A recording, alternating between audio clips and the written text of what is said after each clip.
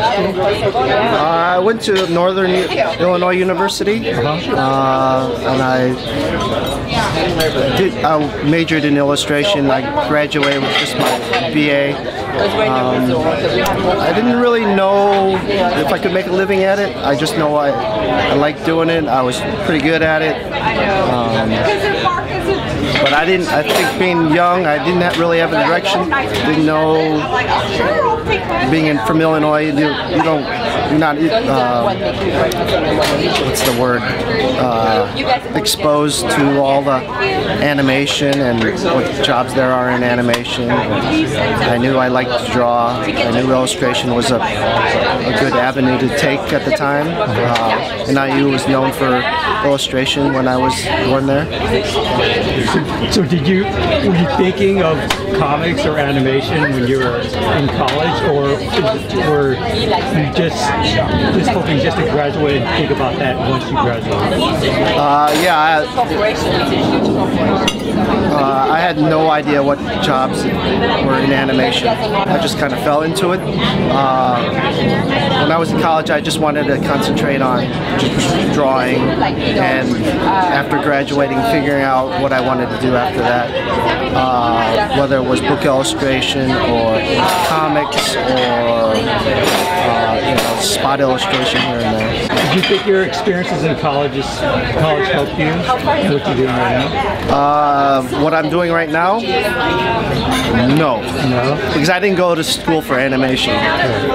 But as far as learning some of the basics of drawing and being exposed to working with people, I think that helped a lot. Just the college experience and getting away from home, and I think there's a lot more to college than just the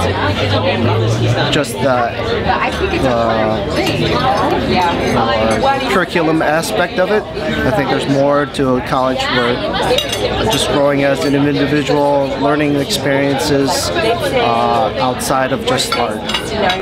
Knowing what you know now, would you have gone to a traditional animation school like CalArts or Sheridan, or would you have still done what you've done, knowing what you know now? I guess that's tough to say. I probably would have liked to have gone to CalArts. I mean, it's hard. That's hard to say because I learned things away from just the art aspect of it. But who's to say I couldn't have learned that at CalArts also, or any of the animation schools. But yeah, I probably would have relished the chance of learning at CalArts. So after you graduated, was comics the first professional work you did? Yes, comics was the... After I graduated, I took a long time off, and I was pretty burnt out, and I didn't know what I was going to do. I was pretty lost, and I think most younger kids, people graduating, like, what am I going to do now? For me, yeah, it took me a while, and then I got off my butt and started drawing again, and then comics was the first avenue into the art. Tell me how'd you get into comics? So I got into comics. I went to conventions. I showed my art around. This was in the mid-90s when everybody was the big image boom. I got some constructive feedback from a lot of the editors, and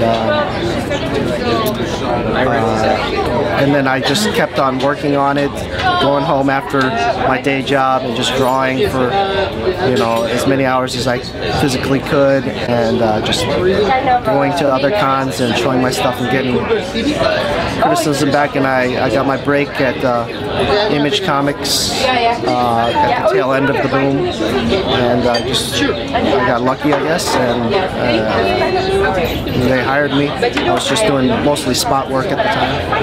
Were you still living in Illinois at the time? Oh no, I had moved out to California. I was living on a friend's couch for a long time.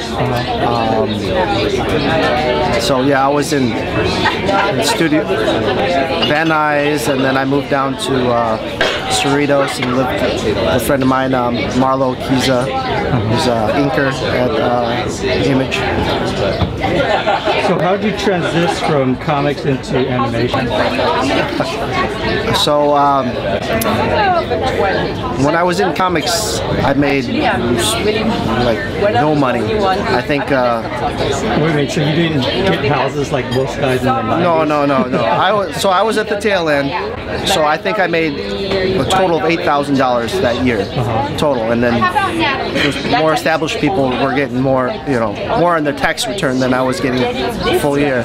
And so at the tail end of my stay in comics, it was the studio I was working at, Maximum or Extreme, was pretty much phasing out, and I had some friends that had transitioned to animation, and I called them up and like, hey, are they looking for a job?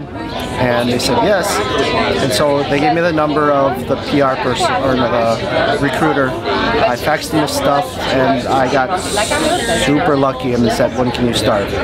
Which is an extremely rare thing to do, but at the time Sony was hiring everybody. So I had no idea what I was doing. All I know was I was getting a steady paycheck, and I learned so much on the job. And was it storyboards? It was storyboard cleanup, because I had no idea what a storyboard was at the time. So they just gave me the storyboarders roughs, and I had to go in and clean up their drawings to make it legible and translate what they had on the storyboards, and then posing things out.